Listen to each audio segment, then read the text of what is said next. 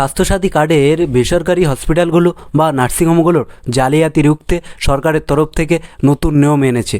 হ্যাঁ বন্ধুরা, এক্ষেত্রে ভর্তির প্রক্রিয়া সম্পূর্ণ ভিন্ন হবে এবং সেখান থেকে ছাড়া পাওয়া বা সেখানে চিকিৎসার ক্ষেত্রেও নিয়মের পরিবর্তন ঘটিয়েছে। তো বন্ধুরা, যারা জানেন না স্বাস্থ্যসাথীর কার্ড সম্পর্কে, তাদের অবগতির জন্য জানিয়ে দিই যে এটি পশ্চিমবঙ্গ সরকারের দেওয়া একটি কার্ড, যেখানে একটি পরিবারে বছরে 5 লক্ষ টাকা পর্যন্ত চিকিৎসা বিনামূল্যে করাতে পারবেন।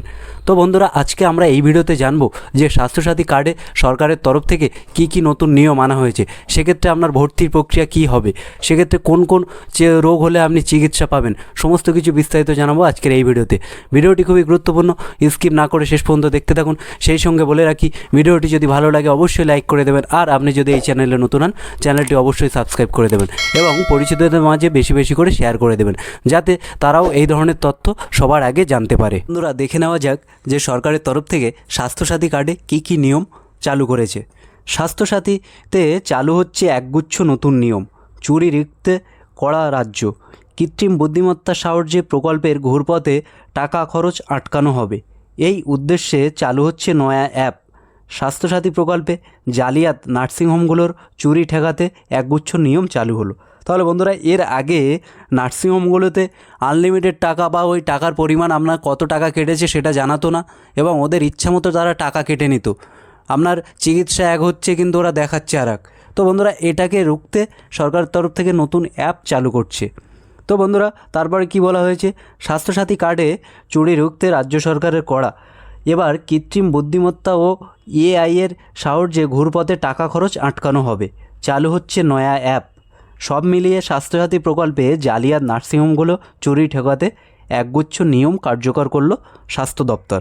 কী নিয়ম চালু হলো সেটা দেখে নেব বন্ধুরা।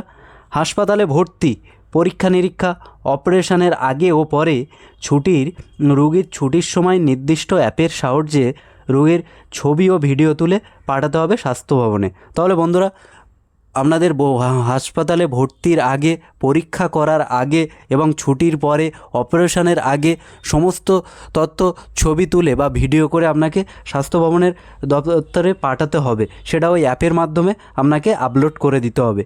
স্বাস্থ্যসাথী কার্ডে রোগী ভর্তি হলেই বেসরকারি হাসপাতালের সঙ্গে সঙ্গে সেই তথ্য ছবি সরকারকে পাঠাতে হবে। এটা সাধারণত যে সমস্ত ইন্স্যুরেন্স কোম্পানি আছে বা মানুষ যেগুলো পার্সোনাল ইন্স্যুরেন্স নয় সেই ধরনের করেছে বন্ধুরা। সেখানে যেমন রোগী ভর্তি হবে, আপনাকে স্বাস্থ্য দপ্তরে ইনফর্ম করে দিতে হবে যে এই রোগী এই রোগের জন্য ভর্তি হয়েছে, তারপরে তার চিকিৎসা চলবে। তো বন্ধুরা, এখানে হাসপাতালগুলোকে আবার করে সরকারের তরফে তথ্য পাঠিয়ে দিতে হবে। তারপর কি বলা হয়েছে, চিকিৎসার প্রতিটি ধাপে রোগী সত্যি হাসপাতালে আছেন কি না নিশ্চিত করতে নির্দিষ্ট সার্ভারে পাঠাতে হবে রোগীর জিপিএস লোকেশান।